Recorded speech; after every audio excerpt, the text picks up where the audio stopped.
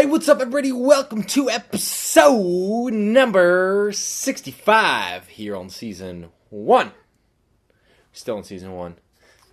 Anyways, today we are talking about should you pay for advertising on Etsy. This is something that we make on our Etsy store.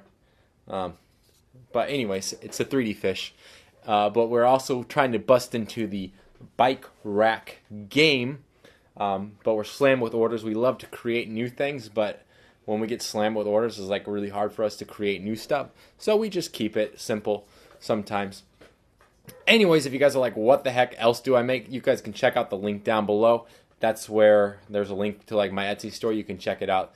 And if you like want to buy something, that would be even more better. That would be great. But if not, I completely understand. Just go there and browse around anyways.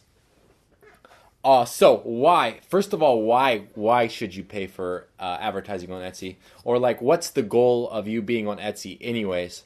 Are you just there to like be like, hey, friends, I got an Etsy store. Like, check it out. I do these cool paintings, and like, I just got an Etsy store. Maybe someone will buy it. Maybe someone won't. Like, I got a day job, and then I got a night job, and then like I have my extra time of I just put stuff on an Etsy store.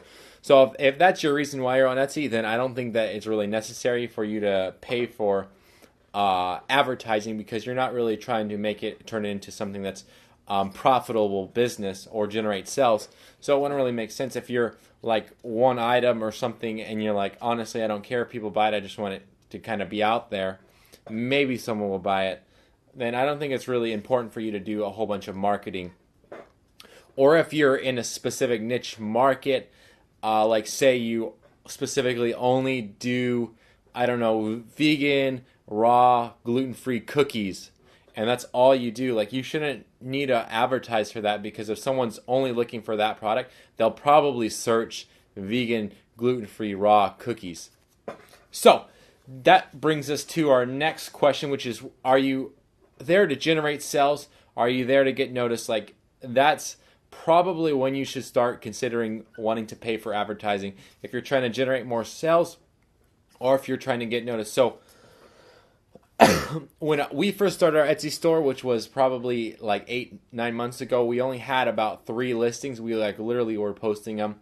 Like, we would post like one a week, just to try to get more listings out there. But if you have very little listings, but you still need to generate sales and need to get noticed, then it probably is important for you to pay for advertising.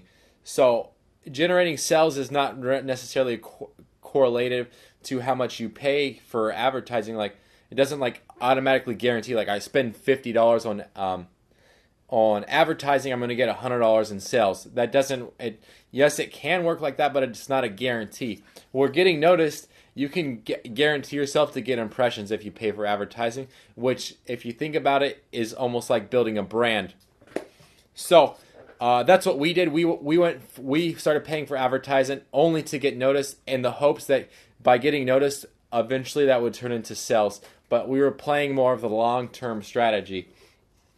So from there, it's also, so say you were to offer, say you had an Etsy store that you had like 300 products, maybe like 300 products, you don't need to pay for advertising, because you're going to come up so much in the search results, especially if you're targeting certain like keywords and that kind of stuff. You'll come up in the search results, and you won't need to pay for the advertising to get you like listed on the first page. So like, it all based upon your how many products you have, and then like how much sales or how much you want to get noticed. So like our store, I still pay for advertising on every single listing that we have posted, just because we only have, I think, 25 to 30 listings right now. Once we get to like 150, I think once we get to like 50, I'll probably just start paying. Probably at like 35, I'll stop paying for advertising, and I'll just select like the ones that are really getting a whole lot of impressions, and the ones that are not, I'm just going to probably leave alone and be like, look, we can't market those ones. So they're just there in case someone like stumbles upon them and wants to buy that specific targeted item.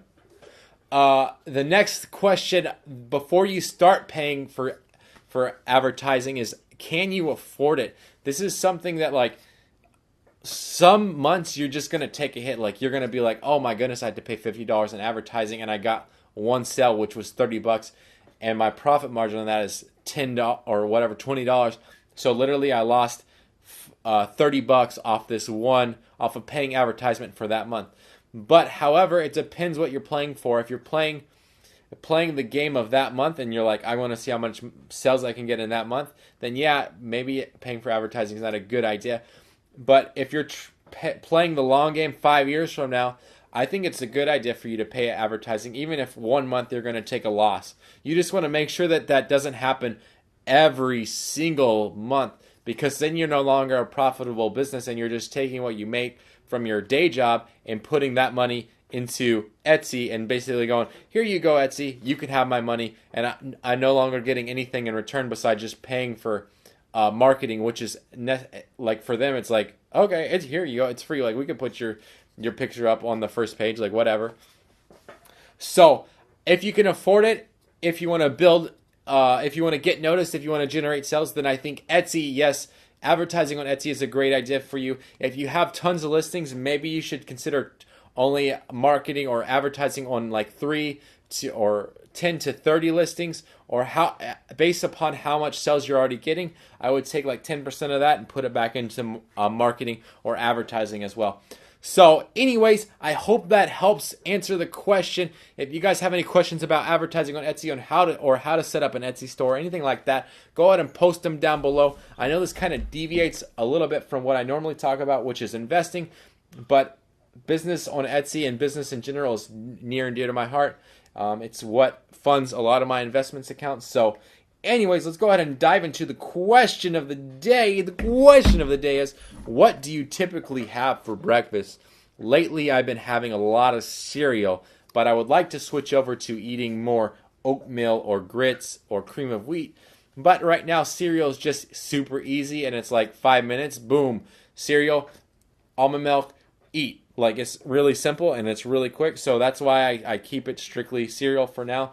I need to definitely up it to like smoothies and oatmeal, incorporating those both into my breakfast routine. But anyways, if you guys have an answer to that question, I would love to see it down below. And like always, if you guys have any questions, I will always get them on the next episode. And until next time, don't forget to subscribe up here and check out his Instagram, Still Relevant, and then check out this other video right about here. And until next time, thank you for watching. I really appreciate it, as always.